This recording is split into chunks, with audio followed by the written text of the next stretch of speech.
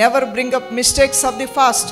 జరిగిపోయిన విషయాల గురించి పదే పదే పొరపాట్లు మాట్లాడకూడదు. జరిగిపోయిన విషయాలు పదే పదే మాట్లాడుతూ ఉంటే అక్కడ కలహం కలుగుద్ది. సో అలాంటి వాటికి చాలా దూరంగా ఉండాలి.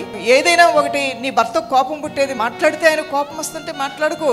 నీ భార్యకి చిరాకు కలిగే కొన్ని ఉన్నాయంటే మాట్లాడుకో.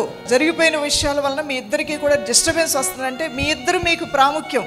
ఏవో కొన్ని విషయాలు కొంతమంది గురించి మీరు మాట్లాడుకొని మీ కుటుంబాన్ని ఎందుకు పాడు చేసుకుంటారు? Neglect the whole world rather than each other. అంటే మీరు దేన్నైనా నిర్లక్ష్యం చేయండి, కానీ కుటుంబాన్ని మాత్రం నిర్లక్ష్యం చేయొద్దు. కుటుంబం తర్వాత ఏదైనా అనుకొని మీ కుటుంబం సంతోషంగా ఉంటే మీరు బయట హ్యాపీగా ఉండగలుగుతారు, ఆఫీస్లో హ్యాపీగా ఉండగలుగుతారు, మీరు ఏ అథారిటీగా, మీరు ఏ అధికారంలో ఉన్నా మీరు హ్యాపీగా ఉండగలుగుతారు. ఇంట్లో పోరు, ఆ పోరు అనేది మీకు ఎక్కడికి వెళ్ళినా అది మీ గుండెల్లో పోరు అలా మీతో పాటు ప్రయాణం చేస్తూనే ఉంటుంది. అందుకనే గయ్యాళి అయిన భర్త భార్యలు ఉంటే ముసురువాన్తో సమానం అన్నాడు దేవుడు. అది ఆగదు, అది పూర్తిగా పడదు. దీనివలన మనశ్శాంతి కోల్పోతారు, సంతోషాలు కోల్పోతారు, సమాధానం కోల్పోతారు, తినాలని అనిపించదు, తిన్నది సహించదు. అందువలన ఒక కుటుంబాన్ని స్వర్గములాగా ఉంచుకోమంటున్నాడు దేవుడు. సంతోషమయంగా చేసుకోమంటున్నాడు, ఆనందమయంగా చేసుకోమంటున్నాడు. ఒక ఇల్లు హ్యాపీగా ఉండాలంటే క్షమించుట, ప్రేమించుట, సంభాషించుట, యథార్థంగా ఉండుట, నమ్మకంగా ఉండుట, పరిశుద్ధంగా ఉండుట,